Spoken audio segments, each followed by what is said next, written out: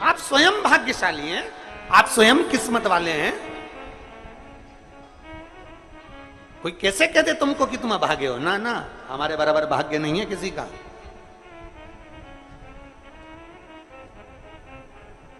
तुम्हारी ग्रह खराब है, तुम्हारे ग्रह खराब है। शंभेश्वर महादेव का नाम 7 कनेर के पुष्प, कितने? 7 कनेर मालूम है? ये रोड पर जो जाते हो डिवाइडर में पीला पीला फूल लंबा, जो कि पशु पक्षी कोई नहीं खाता, जहरीला फूल माना जाता है। कनेर के 7 फूल, एक बेलपत्र। जिस समय पर कनेर का फूल बेलपत्र के साथ चढ़ाया जाएगा तो 7 कनेर के पुष्प सीधी बेलपत्र पर आपको रखना। 2-3 प्रदोष कर कर देखना। अगर कोई आपसे कहे कि आपका भाग्य ठीक नहीं चल रहा, आपकी किस्मत ठीक नहीं चल रही, आपके ग्रह ठीक नहीं चल रहा है, आप भाग्यशाली नहीं हो, पहले तो वहां से उठ जाओ। उसके बाद में देवाधिदेव महादेव के पास 7 कनेर के पुष्प एक बेलपत्र में रखकर नंदीश्वर के पास में बैठकर श्री शिवाय नमस्तुभ्यम बोलकर अशोक सुंदरी वाली जगह पर स्पर्श कराकर भगवान शंकर पर 7 फूल के साथ बेलपत्री की डंडी अशोक सुंदरी की साइड हो, ऐसा स्मरण करते हुए शिव को समर्पित कर दे। वही बेलपत्री 5 बार नमः शिवाय या पंचाक्षर मंत्र, षडाक्षर मंत्र या श्री शिवाय नमस्तुभ्यम बोलकर वही बेलपत्री 3 प्रदोष, 4 प्रदोष, 5 प्रदोष, 2 प्रदोष, जितने प्रदोष आप चढ़ा रहे हैं प्रदोष काल में, वो बेलपत्री लाकर अपने कक्ष में अपने पूजन वाली स्थान पर रखते जाओ। एक बेलपत्री एक प्रदोष पर लाओगे, अगला प्रदोष आएगा, कितना अंतर पड़ता है। आपके भाग्य बदलने में आपको खुद मालूम पड़ जाएगा कि आपकी किस्मत कैसे बदल गई। मेहनत आपको करना है, परिश्रम आपको करना है, लगन आपको लगाना है, और बेलपत्री और कनेर का पुष्प शिव को चढ़ा। चालू करो प्रदोष चढ़ाना। और जब प्रदोष चढ़ाओगे तो अगस्त के महीने की जो प्रदोष आएगी 17 अगस्त को, तब तुम सीहोर कावड़ भरने के लिए आओगे सरी, तब एक प्रदोष पे यहां पे भी चढ़ा ले, चढ़ाओ शंकर का भजन। यहां नहीं चढ़ा सकते, अपने घर पर चढ़ाओ, अपने शिवालय में चढ़ाओ, अपने देवालय में चढ़ाओ, अपने नजदीक में जो शंकर मंदिर वहां चढ़ाओ। आराधना शिव की।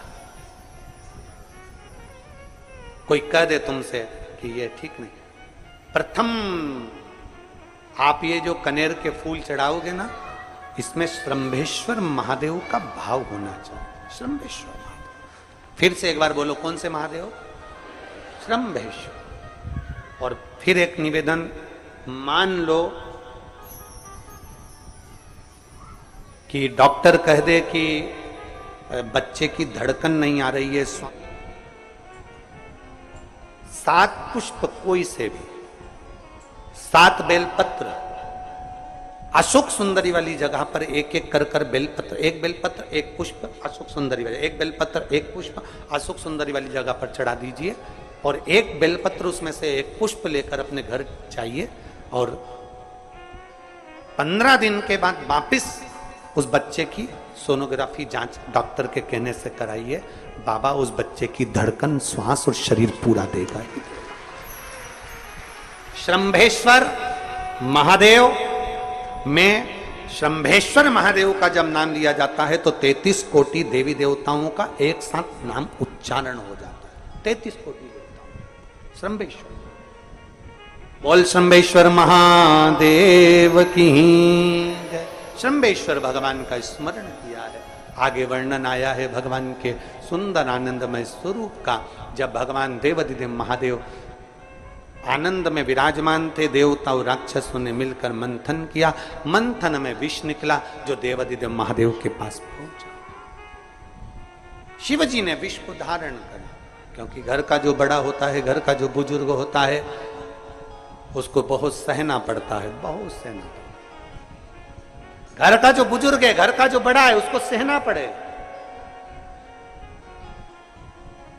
सहन करना पड़े। और सहने की आदत होना भी चाहिए।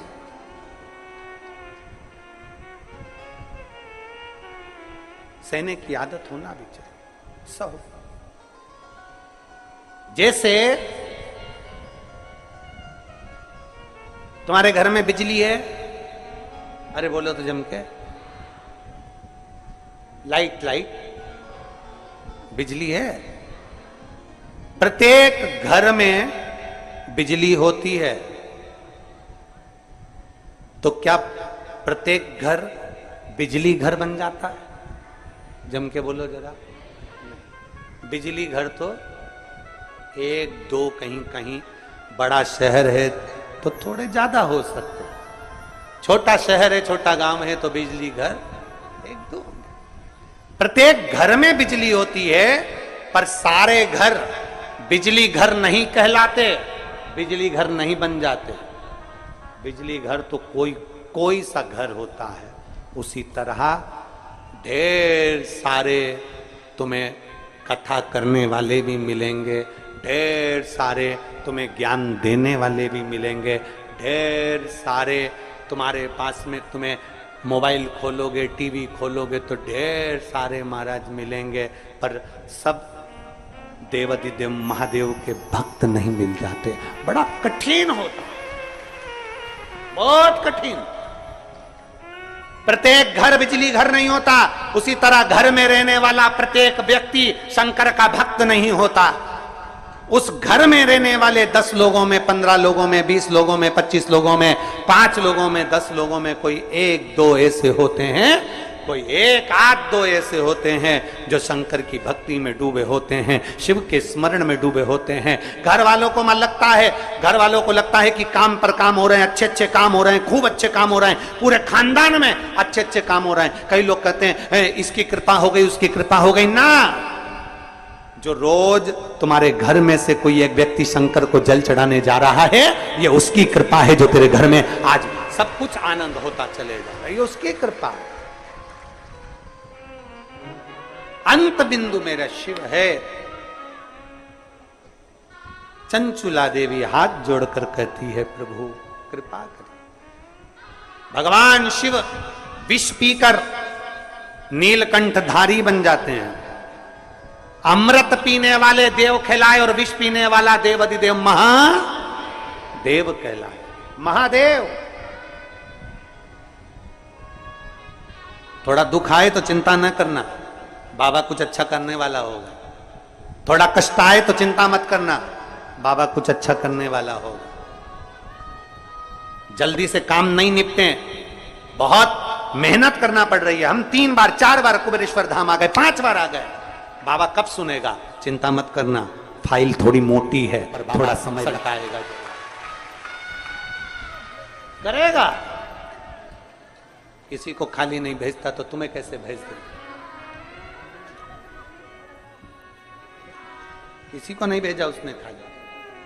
ये इतने एक बहन ने तो पूरी डॉक्टरों की 1 2 3 4 5 6 7 फाइल लगाई, 7 डॉक्टरों की, 7 डॉक्टरों की फाइल लगाई है। और सब डॉक्टरों ने कह दिया था कि तेरे घर संतान नहीं होगी, सुख नहीं। फिर भी शिव ने 1 साल नहीं, 2 साल नहीं, 3 साल नहीं, 4 साल नहीं, 5 साल बाद दिया। तो सब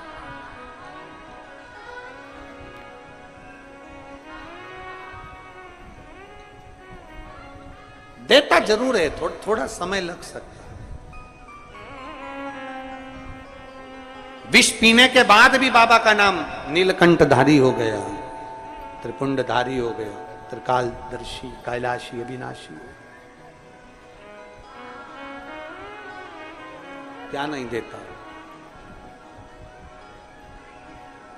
शिव कथा कह रही है, भगवान शंकर का चरित्र कह रहा है, शिव महापुराण की कथा कह रहा है, ओगरदानी का चरित्र कह रहा है। बाबा के सुंदर 12 ज्योतिर्लिंग का चरित्र श्रवण कराया, वर्णन किया।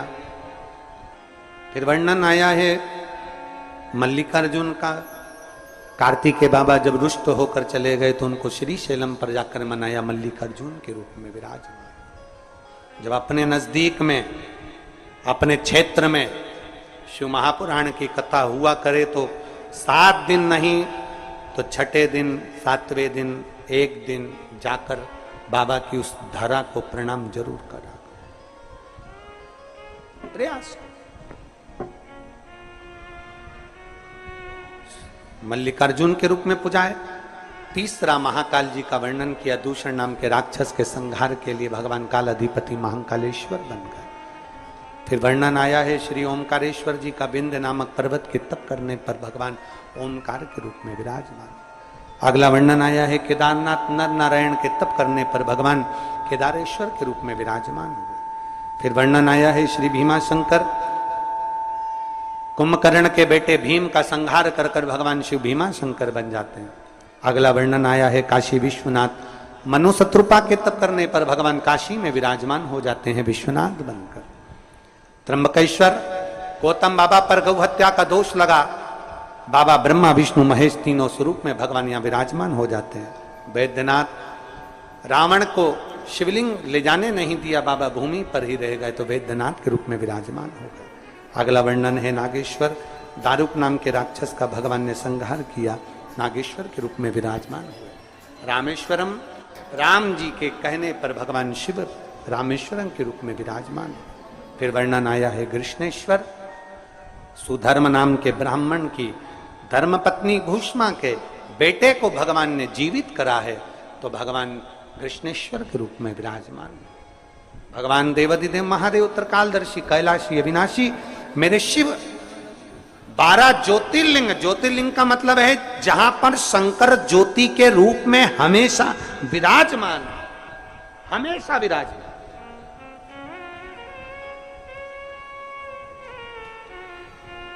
एक ज्योति के रूप में मेरा देवाधिदेव महादेव वहां पर विराजमान, और वही ज्योति हम तो कई लोग कहते हैं कि आप